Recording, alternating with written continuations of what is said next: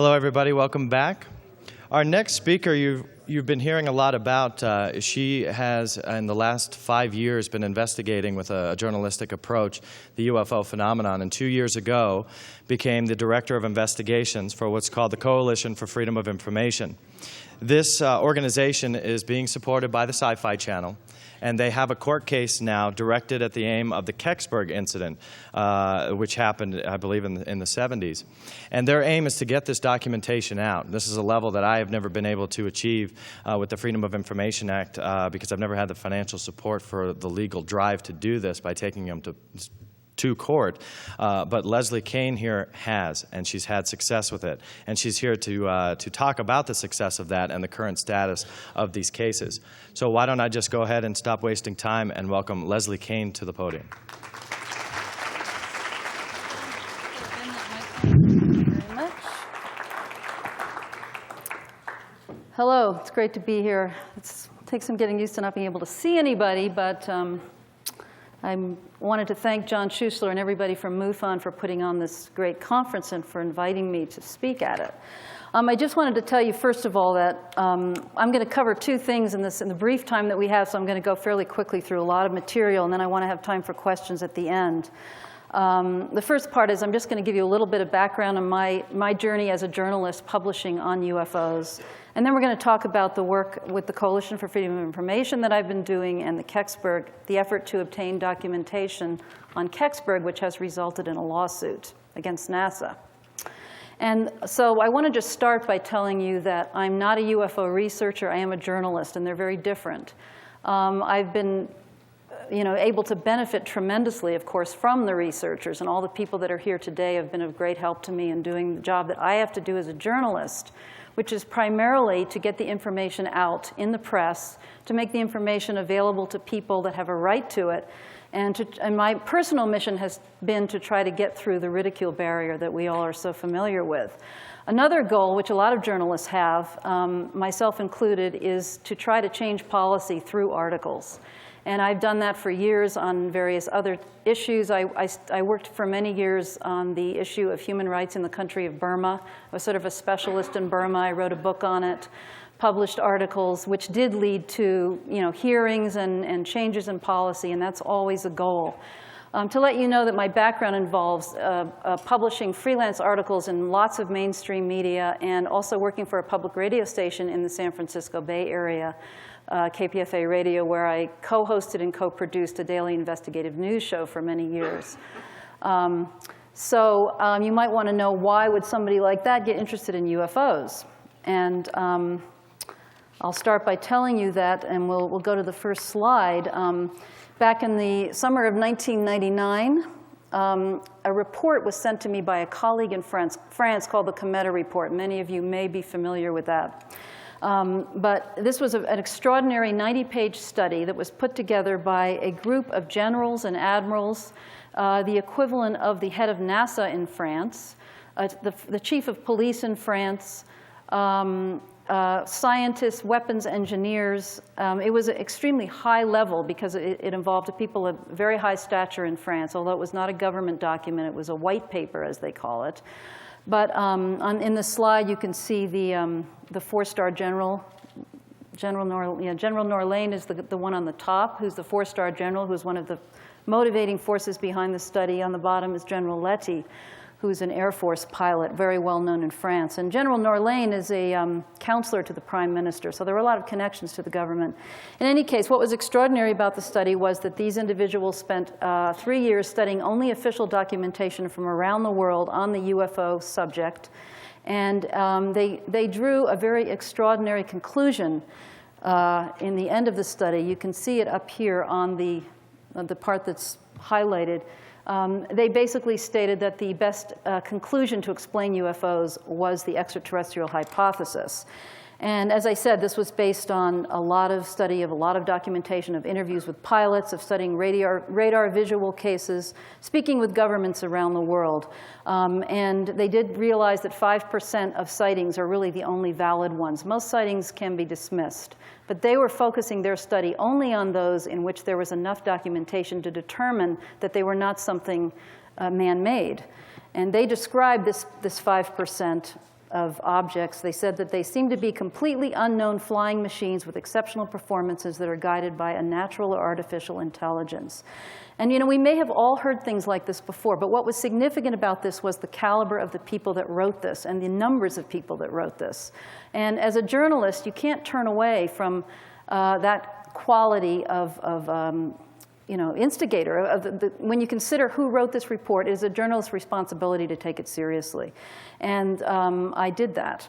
And I believed it was newsworthy that people of that stature would come forward and draw a conclusion like this and make that publicly available. The other thing that was really interesting about this report was that they called for international action and asked the European Union to get involved in addressing this issue, and particularly address the issue of US secrecy, which they considered to be a major problem. So I wrote a story about this for the Boston Globe. And it's a long, I don't have the time to tell you the saga that I went through in trying to get this story published. But I did appeal to about a dozen papers. I mean, I appealed to more, but many of them were ones that I had published in before, papers who respected my work and usually, you know, ran the story. The only reason I was able to get it into the Boston Globe was because I had worked with the editor there on about 5 other stories in the past, and she happened to be very open-minded and liked my work. But it was really touch and go. And the only reason for that was because of the subject matter. It didn't matter who the voices were behind the report. It didn't matter that I applied the same standards of journalism to this article that I've applied to everything else that I've published. What mattered was that it dealt with this taboo subject. And I was able to learn through direct experience just how serious the problem is of ridicule. Because most of the publications would not even look at the story. And some of them hung up on me. And I tried to even avoid using the word UFO, even though the title of the report was UFOs and Defense. What are we prepared for? And just as an aside, the report is very focused on the national security implications of UFOs, because it's basically a military document. But nonetheless, none of that really mattered. But I was very, you know, I didn't even know until 2 days before this came out whether it would come out at all. And it took 3 months for me to back and forth with the editor, and twice in which she said, forget it, I can't handle this, it's too sensitive, I'm not going to do it. And it was a long process, and I can answer any questions about it later. But it was a breakthrough for me to get it published. I was very, very inspired to do it. I felt it was really important. And I was just fanatical about getting it published, and very happy that it worked out. And in a minute, we're going to talk a little more about the ridicule factor, but I wanted to just share with you another story I did a year later. The Globe story came out in 2000, and this is a second story that came out in 2001, which originally appeared in the Providence Journal, which is the paper of Providence, Rhode Island. It went out on the wire service and was released all over the place, including Canada. And this dealt with the issue of aviation safety as it relates to UFOs. And this is the kind of information that a journalist can work with. You have to have something. This was based on a report by Richard Haynes, who I know many of you are familiar with. And he's an aerospace scientist from NASA Ames. He'd been there for years. Had been collecting case reports from pilots, only from pilots, for about 30 years. He released a study in which he analyzed those cases in which aviation safety was affected, and documented about 100 cases in which aviation safety was affected. In other words, pilots had to make sudden maneuvers to avoid collisions. Planes were pulled off course by the objects. The instruments were affected, compasses went crazy, the crew was distracted by things going on outside the window, and he believed that this was of serious concern and the aviation community should take it seriously. And that's the kind of sort of official document that allowed me to do another story and to branch off into other aspects of the question of pilots as they report UFOs. And there was one case that I found to be so fascinating that I mentioned in this article that I just wanted to share with you very briefly. Phil Schultz was a TWA pilot who had been flying for decades. He was 54 years old. He was flying over Michigan in 1981. And this man had never believed in UFOs, and he was formerly a Navy pilot in the Korean War, had vast experience and many hours flying. This is a drawing that he made of an object that he witnessed from the cockpit, and Richard Haynes helped him draw this. They were actually in the cockpit when they drew it, and they drew it to scale. And you can see that the object came in, he saw this round object, and it came in, and it tilted and flew away. But what was very extraordinary about this was that he was so close to it, and that he was able to see windows. And I just wanted to show you his handwritten report, which first just describes this is just sort of a description. I'm not going to use this thing. I was told back there that if I pressed the wrong button on this, the whole system would collapse. And there's one little button with a white sticker that I'm supposed to press to use the pointer. I'm afraid to do it. So you can see in his little description, though, he describes that this object came in, and he describes it as a round metallic object. I want to show you a couple things, though, that I really find fascinating in this slide. I wonder if I wrote this down someplace. Okay, what's really interesting here is that he describes the object. First of all, he's very clear that it's solid. You might be able to see that. But secondly, that it is the size of a grapefruit held at arm's length. If you hold a grapefruit out like that, that's close. That's a big object. And it gives you a sense of what a good look he got at this object. I lost it in my, can you put it back in the TV screen here? Thank you. And he says, checks below that, the size of a grapefruit, are you sure? And he says, yes, very sure. This is another thing that I really find fascinating when they say, they're asking him to describe the characteristics of the object and what he saw. The third section down, he says he saw something that he called a bending of the atmosphere. And for an airline pilot to say he saw a bending of the atmosphere, I mean, we have to all think about, what does that mean? What does that look like? It sounds like something out of some kind of contemporary physics that we're just beginning to understand. He saw something that he described that way, and I think that's really fascinating. When he was asked later, what did you think it was, he said, a spaceship. He could think of no other possible explanation for this object. And it's interesting that other pilots have used the word spaceship. They tend to not say UFO. But they're clear that it's a spaceship. So that's just an example of the caliber of report that Haynes has collected and that I was able to write about in this other story. But to get back to I want to touch a little bit on the ridicule factor. We all know a lot about it. But one thing that I wanted to share with you was something called the Robertson panel. I don't know how many people are familiar with that. But the other night, the panel was talking about what might be some of the roots of ridicule and when did it all start and how did it all start. And I think it's very important that in 1953, the CIA convened a panel of scientists. They were actually handpicked by the CIA, in which they were told to study the UFO question and to come up with conclusions about how to manage all the reports that were coming in. The communication systems were getting clogged up. And the Air Force was concerned that this might become a national security problem. There were too many reports, too much focus on it. We need to do something about that. They brought these scientists together and told them they gave them 4 days to study all the information on UFOs, which of course is not nearly enough time. So the conclusion that they came up with here as a way of managing the people's interest in the subject was through training and debunking. You can see where it's highlighted there.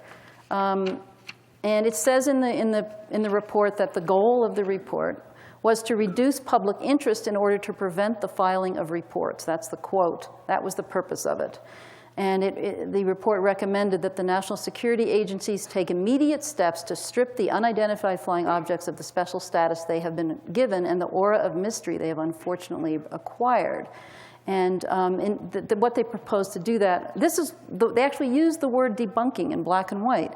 And they proposed using the media to do that. In other words, I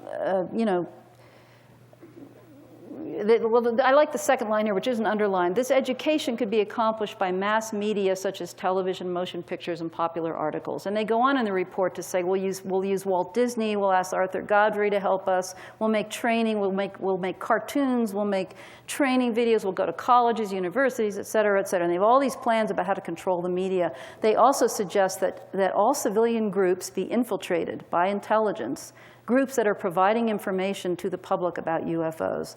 So basically, this document, which was kept secret until the mid-'70s when it was released through the Freedom of Information Act. Nobody knew that this panel existed and that they drew these conclusions. It basically was giving license to the intelligence community, all the intelligence agencies of the US government, to infiltrate both the media and the research groups in order to get the message out, which was to shut down the UFO problem and debunk the issue.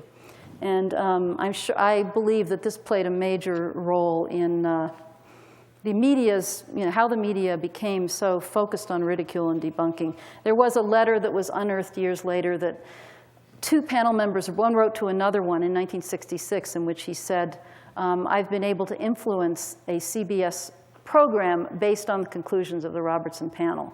So we have in black and white that these conclusions were put into effect.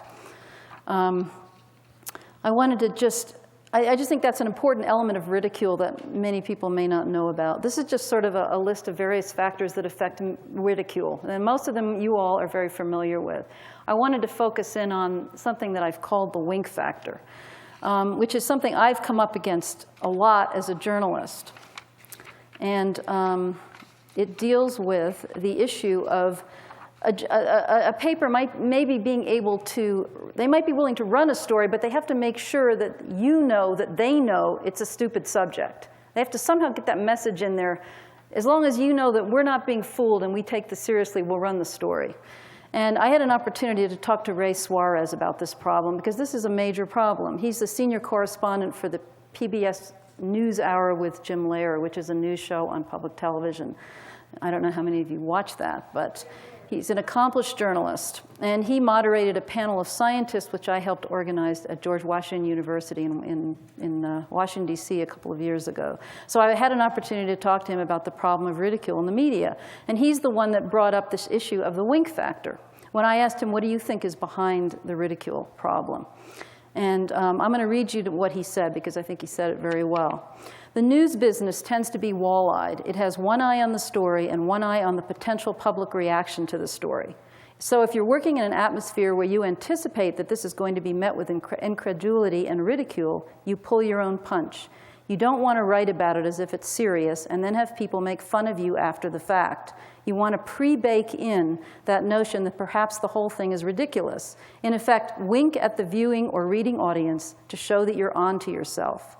Yes, I'm telling this news story, but wink at the audience to say, I know that we're not supposed to take this seriously.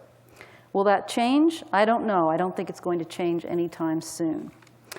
I wanted to show you just a couple examples of that. Remember the story I showed you from the Providence Journal earlier about the pilots? It's just a clean story with a straight headline. The government's new study shows such and such.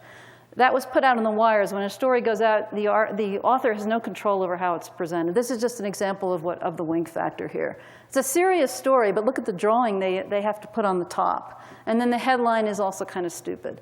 Other examples of that, this is another story that I did. I don't know if it's hard to read here, but a very serious headline, Ashcroft's FOIA policy deepens government secrecy on UFOs. And this was a piece that talked all about Freedom of Information Act issues and some of the work we're trying to do in Washington to change that situation. This also went out on the wire service. I think it was the Knight Ridder. And this is another newspaper. Look at the picture that goes with it. This, I guess, represents some kind of an abduction of a businessman or something. There's all these four of them up there. The guy's fallen over, and he's about to be pulled up into a spaceship. What that has to do with Freedom of Information Act, I have no idea, but anything to do with UFOs generates this kind of stuff, and they're not comfortable running the story without it. This one was the one that upset me the most. That face, that is the kind of thing I try to stay away from at all costs, and I don't have control over the media. So I think it's important for us to recognize when we see a story that even though it looks like that, that may not be really representative of what the story's saying.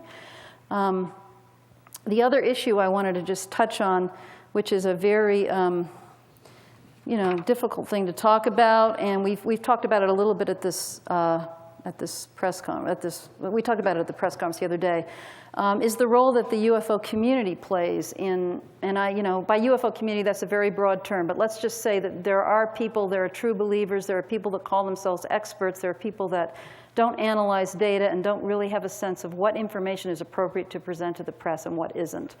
And there's nobody overseeing that process, unfortunately.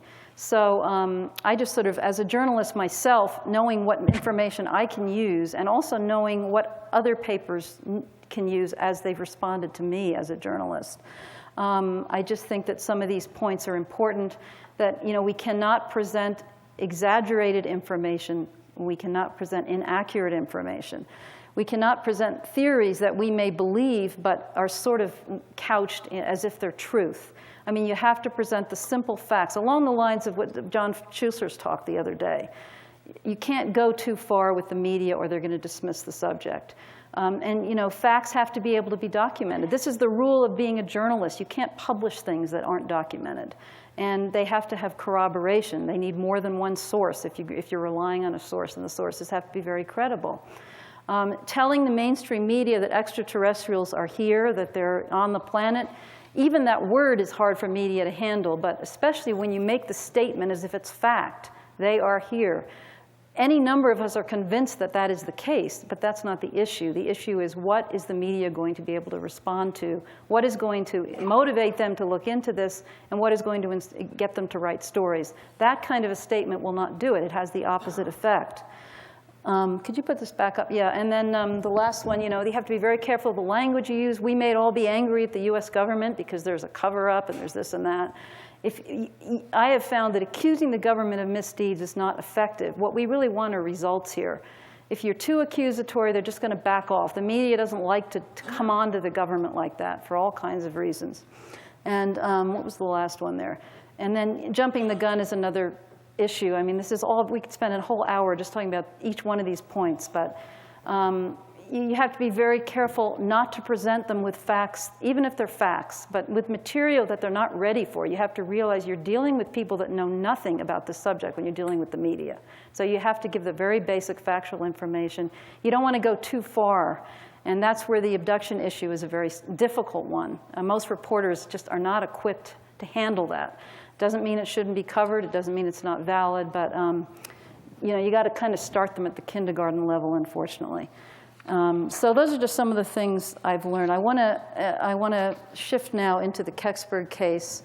And after having gone through this experience for a couple of years in dealing with journalism, I became part of a group called the Coalition for Freedom of Information, which I helped found in the fall of 2002.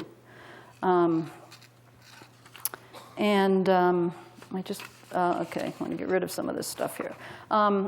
And this group had, the goals of this group are, and still are, to increase scientific credibility for this subject, to achieve congressional interest and action in it, to provide serious media coverage and to encourage the media to provide serious coverage, and to do case investigations which revolve around the Freedom of Information Act. In the fall of October 2002, we decided to focus our efforts around the case of the Kecksburg. I just want to shift this. This is a picture of the sort of this team we have. It's an incredible team. It consists of a law firm, a very well-established law firm in Washington, D.C. The Sci-Fi Channel, which is our backing. The Sci-Fi Channel has provided the funds for all of this to happen. A public relations firm, which is called Podesta Mattoon. And Stan Gordon, who is over there on the far right of the screen, he has been working on this case for 30 years. One of the reasons we selected this case was because of the work that Stan Gordon has done. I'm sure many of you know Stan. And so all the work on the case, all the investigations, all the data had been collected, the witnesses have been interviewed. So we didn't have to do any of that. And Stan is a superb investigator. So with this team, we launched our effort. And the other reasons we selected this case, just to tell you briefly, because there were a lot of possible cases, the fact that it happened in 1965, and I'll tell you what the case is in a minute, was very important. It wasn't that long ago. There are many, many living witnesses to the incident. It's a very clear-cut black and white issue because the Air Force has said nothing came down, and the people say, we saw it, it did come down. So that makes it, the contradiction is very clear there between the government and what the people say. And it involves the collection of an object, so that involves the possibility of there being physical evidence, which we found to be important. In the fall of October 2002, this is an example, we've done 2 press conferences in Washington. This was the press release for the first one, in which we launched this Freedom of Information Act effort. And what was very important for us was John Podesta came out in support of our work, and he spoke at the first press conference. He spoke at the second one. I'm going to show you a clip of him in a little while. He was President Clinton's chief of staff, and he's very interested in freedom of information, and he's very interested in the UFO issue. So we've been very fortunate to have him as part of our team, and this was one of the articles. Much media coverage has occurred whenever we do a press conference, and part of that is because we have John Podesta with us.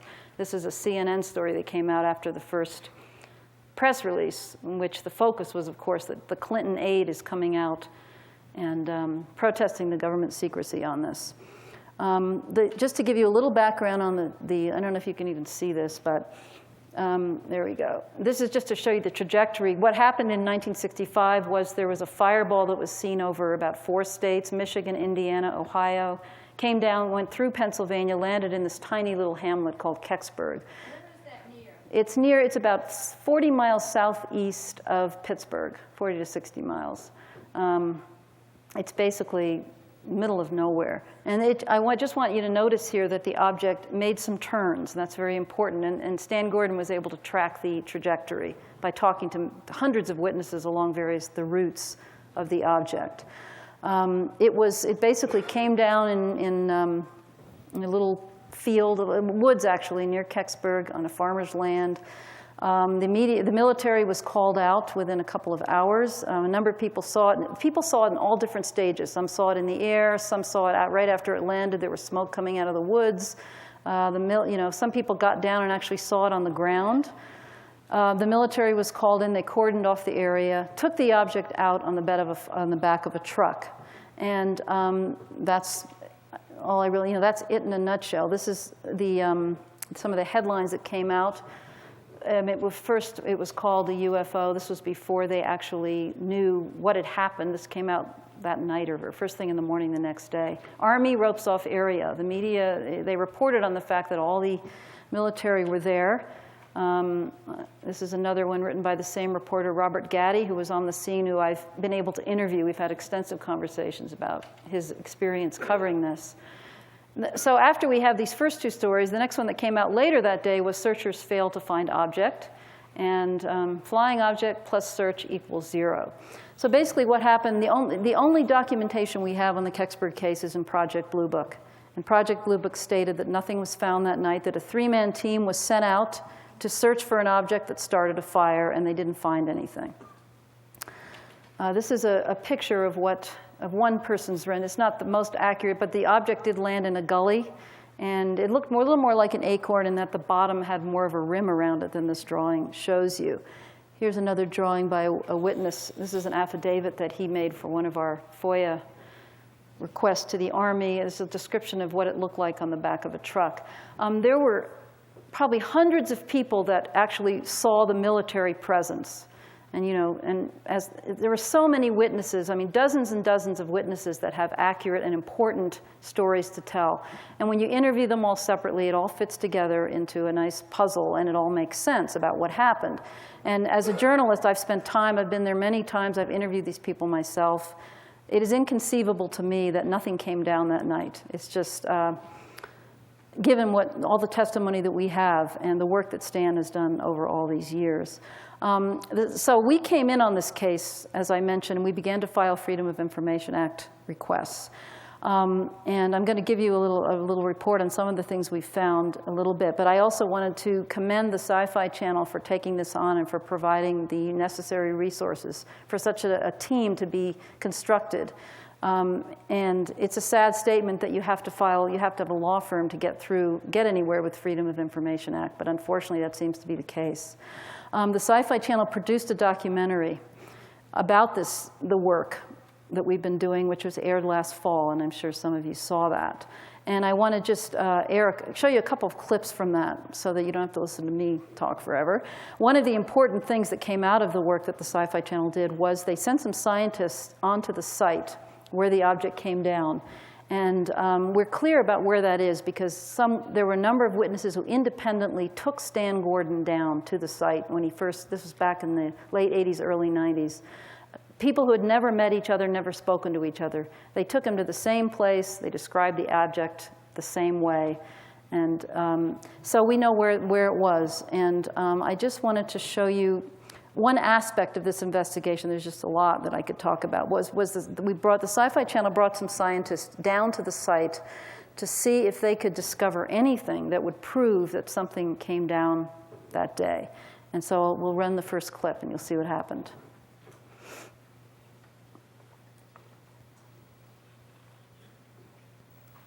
Of West Virginia University combs the woods, looking for clues that might shed some light on what happened here in December of 1965. It's not on the screen, the video. Hicks has spent the last 2 days searching for a pattern of broken trees. I've got some red flagging going into the woods here that indicates the pathway, I suppose, that the object apparently came from was presumably somewhere up through here. If we look up into the top of this tree right here, you can see that it does look like it may have been broken out. Dr. Hicks takes a core sample from a damaged tree pointed out by eyewitness John Hayes. Right underneath that fence, it's like right on. The rings in the core will not only tell him the age of the tree, but also when the damage to it may have occurred. And now what I am seeing here is that right in this zone, beginning right here, in fact, there's a very distinct change in the growth rings. This ash falls right in the center in the path of damaged trees. We've counted from the bark of the tree back to this point where we found this dramatic slowdown in growth. And what we found was that there were 38 rings back to that point.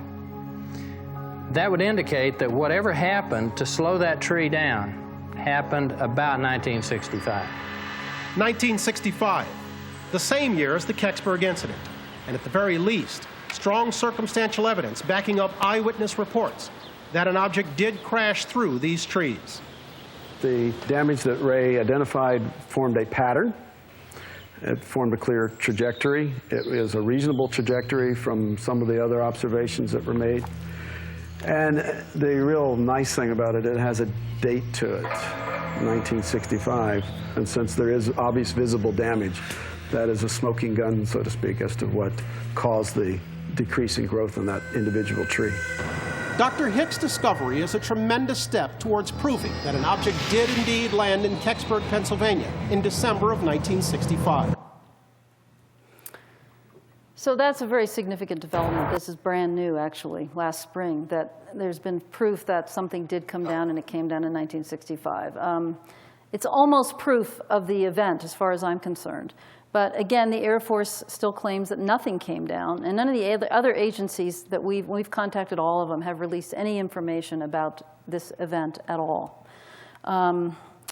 So just to give you a little bit more of an update as to where we are with the investigation, I also wanted to tell you that one of the, and this was another interesting development that happened, and I'm going to deal with the freedom of information stuff soon, but I want to give you some of the other investigations we've been doing around this case. The Cosmos 96 question, many people have thought for a long time that what came down in Pennsylvania was part of a Venera probe that was sent out by the Soviet Union called Cosmos 96.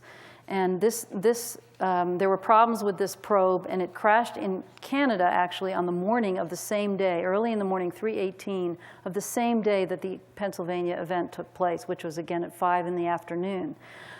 People have speculated that, it was part of Cosmos 96. Here's a picture, back to the slides, of, I guess I forgot to tell you about the town hall, but we'll go back to that in a bit. But this is what part of this isn't exactly Cosmos 96, but it's what it would have looked like because it's one of the other series that was right near that time. And some people have claimed that this is actually what it was. Well, I already knew that it was. I was pretty convinced it wasn't because of the size. You know, this object is much smaller. It's only 3 feet. It's much smaller than the object. By the way, I didn't tell you that the object that came down was around 12 to 15 feet. The witnesses said that it looked like a human being could stand up inside it. It was about the size of a Volkswagen bus. It also made controlled turns. It seemed to land at an angle as if it was an airplane approaching an airport. It didn't just come crashing down straight from the sky. For all those reasons, it was unlikely to have been Cosmos 96, but the debunkers like to say that that's what it was. Well, I was able to contact an important scientist from NASA, probably the leading expert in the world on this issue, and his name's Nicholas Johnson. He's the chief scientist for orbital debris at the NASA Johnson Space Center. He was able to obtain the coordinates of Cosmos 96 so that he could calculate if part of it had stayed in orbit after the crash that happened that morning, could it have landed in Pennsylvania? And he was able to determine absolutely not, made the statement for us that it is impossible that that could have been Cosmos 96. And the more interesting statement he made was that, in fact, there is no man-made object that came down over Pennsylvania at 5 o'clock on that day. There's no man-made object. And he said that he has the databases and the knowledge to determine, even if it had been some kind of secret experiment, he would be aware of it. He was also able to eliminate the Project Corona, which was a project that was dropping these canisters. It was sending out these spy satellites to Russia, photographing things from the sky, flying back over the United States and dropping canisters, which were then retrieved. Some people have thought that that might have been what it was. He was also able to eliminate that. This is what he sent me, which was just a trajectory of the object that particular day. And it could have passed over Pennsylvania, but it would have been at 5:30 in the morning. So I was very excited that as far as I'm concerned, we've ruled out the leading contender for an explanation of what came down in Pennsylvania. A number of leading contenders. It makes the search a lot more interesting because we're eliminating other possibilities. Another thing I was able to do was to contact and interview a number of the Air Force personnel who searched for the object that night. That was another new development. And again, I don't have the time to go into detail, but they all said that nothing was found. There were many contradictions in their stories between different people, which made me wonder really what was going on. And the other interesting thing was that the one person who was actually out on the team searching, he said that he saw absolutely no military presence. There were huge spotlights shining down on the area where the object was. He saw no spotlights. There were cars jamming the roads, police roadblocks all over the place in the area. It was a madhouse. He saw none of that. He said there was no activity. There were no military there. There were no police roadblocks. There were no spotlights. There were no civilians, crowding the roads. There were hundreds of people out of their cars looking down into this gully that night. So the fact that he didn't see any of that makes me wonder if maybe they took him to the wrong place. He either searched the wrong place or he doesn't want to disclose what he knows. I can't think of any other explanation. He just said, we went out with our flashlights, looked around, we didn't find anything, saw no activity at all. So I find that very intriguing, that there's doesn't make any sense. So this information that I'm relating to you now about the trees and these Air Force personnel and all that was released at another press conference which we just held last fall, in which we also announced that we are filing a lawsuit against NASA. NASA is one of the agencies that we've been working on getting information from. A number of witnesses have reported that they saw NASA personnel on the scene. And we have other reasons to believe that since NASA was very active at that time in collecting debris that fell from space. And they had programs which were involved with just that. And we have every reason to believe that they should know something. They certainly should have some information about it. And I want to just show you the second videotape now. This is also part of the Sci-Fi Channel documentary. It just gives you a little taste of what my organization, the Coalition for Freedom of Information, has been doing in Washington and in trying to access information from the government about Kecksburg. So we can run the second clip.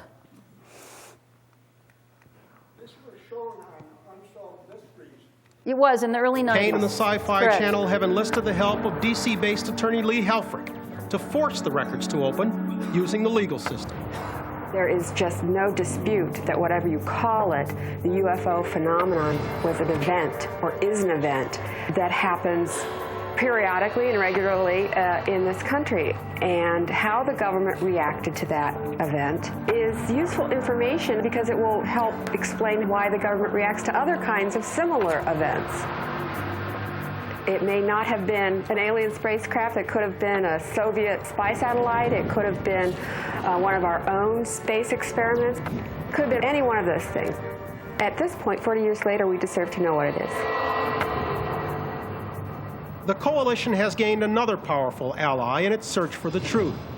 President Clinton's former chief of staff, John Podesta. It's time to find out what the truth really is that's out there. Well, I've spent a career trying to defend the public's right to know. The records of the Kecksburg investigation should be released. 25 years of holding them secret was long enough. Certainly having the military descend on a United States town, holding people at gunpoint, is not the ordinary way we do business in this country. People should have an explanation about what triggered that sort of military response so that people can judge for themselves whether it was appropriate.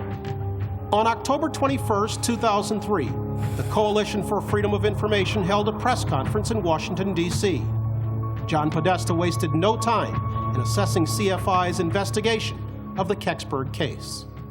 And I'm here today because we haven't made any progress. As I said a year ago, when this Freedom of Information quest began, the American public can handle the truth. The most frustrating for me in the FOIA requests so far has been the Army, actually. I was just really shocked when I saw the response they made to our request, because we provided them with extensive documentation as to the fact that there was an Army presence that night. It was without question the Army was there. For them to come back and say, your request isn't specific enough, we can't help you, we don't know where to look for this information.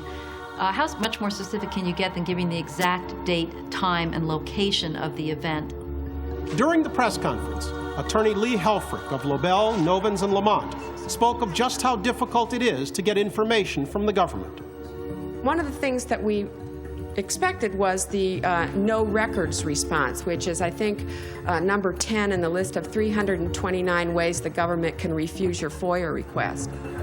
Acting on the Coalition for Freedom of Information's behalf, Helfrich appealed NASA's no records response and won. If NASA doesn't provide the records requested, a lawsuit will be filed against them. News of the lawsuit made newspapers and websites across the country. Even some all-news networks carried the story. You know, stories in small towns often tend to take on a life of their own. Well, now the Sci-Fi Channel is trying to get to the bottom of it all, going so far as to join a lawsuit against the government to reveal what it knows. Within hours of the press conference, NASA dropped a bombshell. The agency was releasing 36 pages of documents to the public. After 38 years, the long wait was over. Lo and behold, that very day, our attorney got a call from NASA saying, oh, we've put some documents in the mail to you today. So everybody was fascinated and excited. Oh, what are they going to be? Are these going to be significant? Among the many items Leslie Kean had asked for were the Fragology files, a catalog of objects that had fallen from space during the 1960s. We were given a list of what some of these files were dating in the 1960s, that they did exist.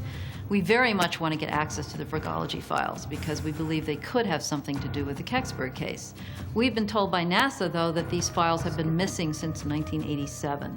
The fact that the documents were supposedly missing in 1987, but then there was a notation later that said in '94 they were at the Federal Records Center, certainly raises a red flag. We want to keep pursuing NASA to find those files for us. There's references to Project Moondust in connection with these files. One of the mandates of Project Moondust was to search for UFOs. So it's a bit of a long shot, but whenever you see something as suggestive as this, of course, we want to see what's in them. In the end, the majority of the 36 pages of documents proved to be a major disappointment. They sent to us documents that we had already sent to them, sent them back, and in addition to that, just a bunch of articles that one could access through a research library, and that was it. Hopefully we'll look at more documents, we'll look at those. CFI is doing its own investigation. And so, you know, everything is a clue. It's like being a cop. It's solving that mystery. We would like to be able to put this one to rest, and that's our goal. There was one key name on the files that immediately grabbed Kane's attention. This individual named Richard Schulher is an individual we've been trying to get information about who worked for NASA, we think may have been involved with the Kecksburg incident, and they said they could not confirm or deny whether they had any records on him at all. That was really the most interesting aspect of the NASA response, that they made reference to him and indicated that there was some sensitivity as to his records at NASA. Okay, we can stop it there. Could you just go to the third videotape now and skip the second one? I just want to show you, I was going to show you more of Podesta, but we don't have time to do that. I just want to show you this one little clip to show you the importance of John Podesta, and it's just kind of a funny thing to watch. It's about 30 seconds. That was done in Inside Edition about him and his interest in the work that we're doing. If you could run that third video.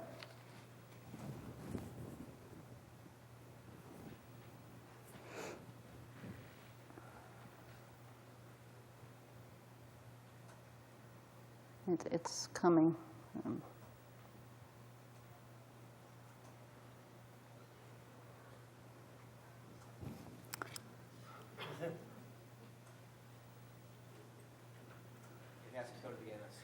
I mean, it was. Yeah, no, it was queued up. There's just a little static in the beginning before it actually starts playing. But anyway, while they're getting it set up.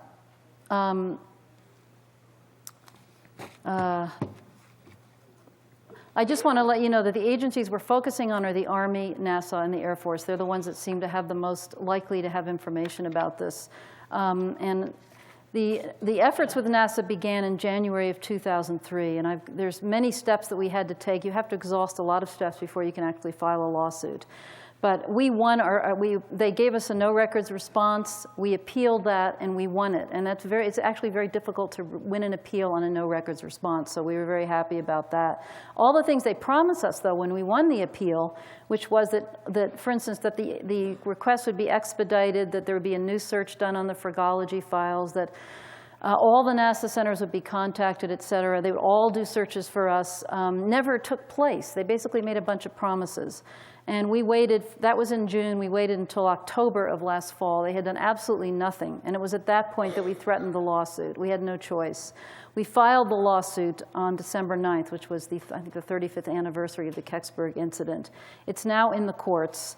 NASA has given documents to the court stating that they have done a thorough search. We absolutely believe that's not the case.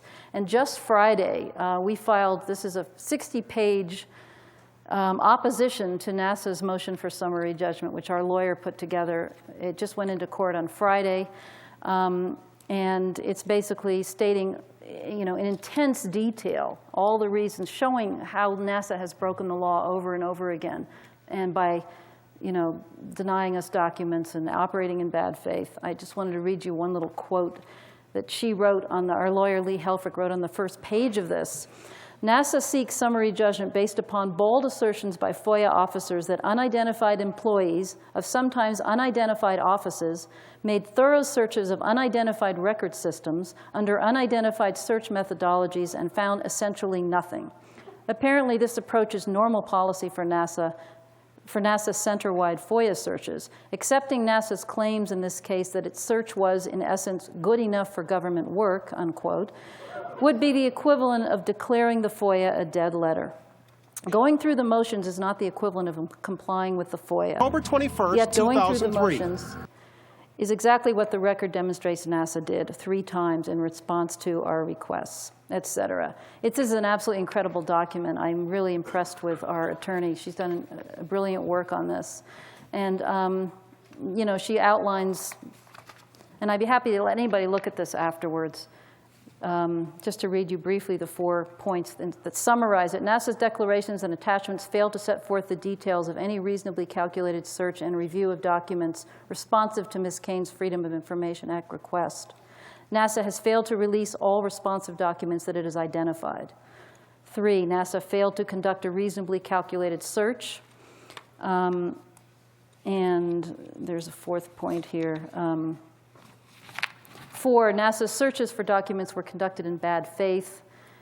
And 5, NASA's index fails to provide a clear explanation on why documents were withheld. All of these things are very complicated and require a lot of legal explanation, which is what took place in this report. So we only have about 5 more minutes, so I just want to see if there's any questions. If that video's up there, can you run it? It's only 30 seconds. Will it change the landscape in the Middle East? If it's not, we'll forget it. That's the turkey. Okay, A zestier I'm going to open it up on to the questions, side. and then if you get it Does up the there, president we'll face a no, that's Thanksgiving not it. I don't know what deadline that for is. turning things around? It was a political disaster. Somebody for I'd the rather not Clintons. have to look so at what right makes now. some 2004 Democrats think they can So breathe does new anybody life have any into comments or universal health? questions? Because we only have 5 more minutes. Anyway, I saw the footage that was on the TV the other day, and the thing that struck me was that it seems like the people, primarily from the fire department, had no knowledge at all, and they were one of the basic groups that were down there investigating the vehicle that crashed down there. And summarily, I know that there was 2 or 3 people that were in the fire department, the chief and several of the people that were in there, totally denied that there was ever anybody even present in the town, much less the That's true. Army and everybody else. So, Mike, I guess obviously the question would be, what do you think happened, and do you think there was pressure put on these individuals, and what about that? Yeah, I mean, it's possible that pressure was put on, but just to clarify what you're saying, what you're saying is accurate, but it's not true that no firemen actually said that something did happen. I mean, the chief of the fire department, the one who claims nothing happened, actually wasn't on duty that night. He was at work. And there was another guy who was second in command that was on duty who says that something did happen. It's very complicated. And one of the very first witnesses that took Stan Gordon to the site and actually showed him exactly where it was and described the object, someone who had gotten very close to it, was a firefighter. The firefighters were the first on the scene. And so most of them, Stan has not been able to locate, unfortunately. You know, and the other interesting thing is, though, the records from the fire department are missing. There should have been records on who went out that night and what happened that night, and there were people that have looked for those within the department and were not able to find them. You know, it's an interesting point. There are some people in the village that say nothing happened. There aren't many. There's probably a handful, 6 people or half a dozen people. And, you know, dozens and dozens who say that something did happen. So there's a lot of contention about it. Yeah. Yeah.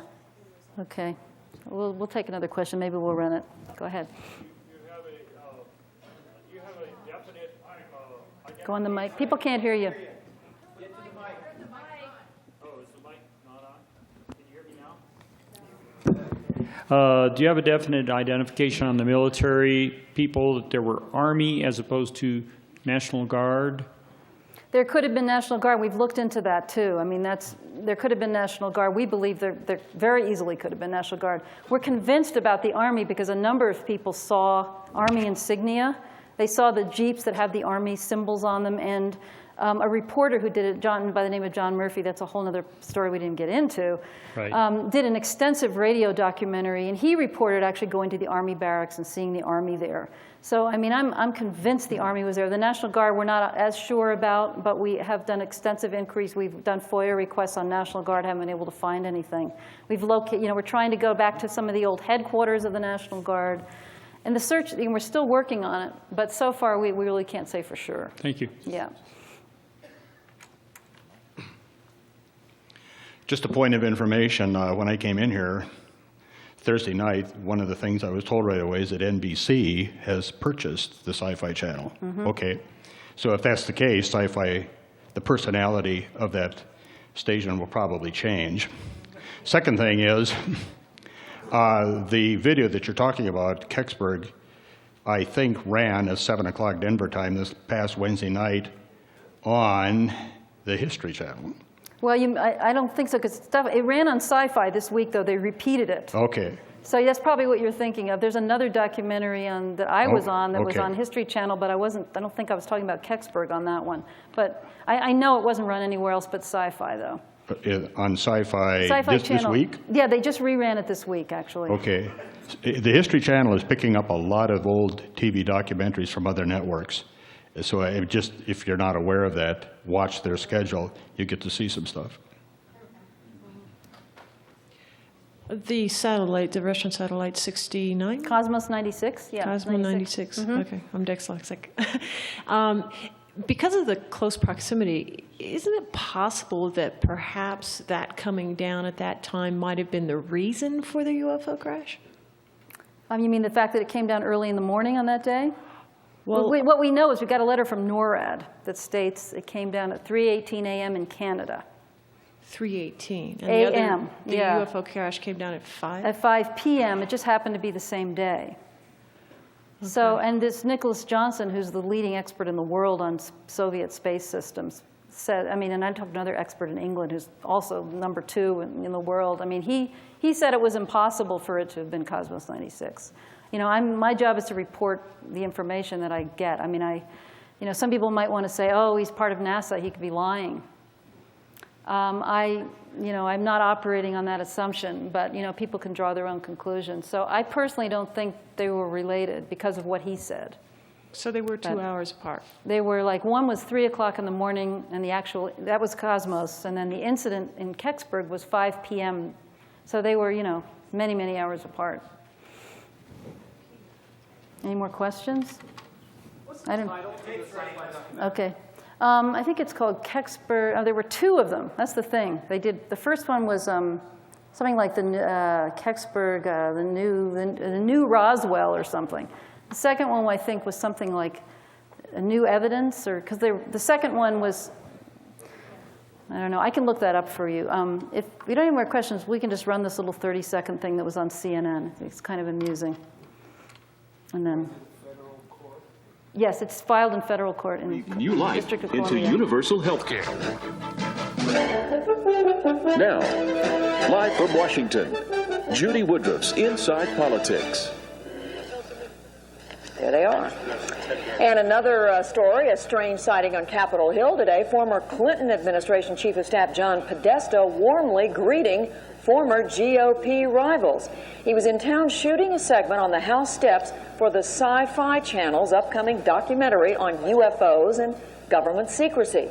Podesta told CNN that he's doing the documentary because he is an open government freak.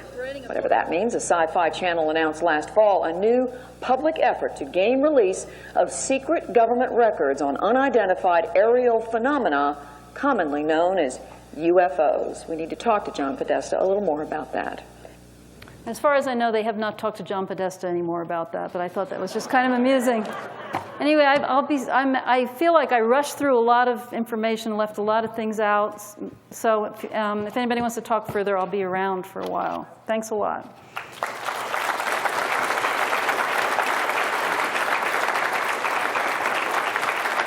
Thank you.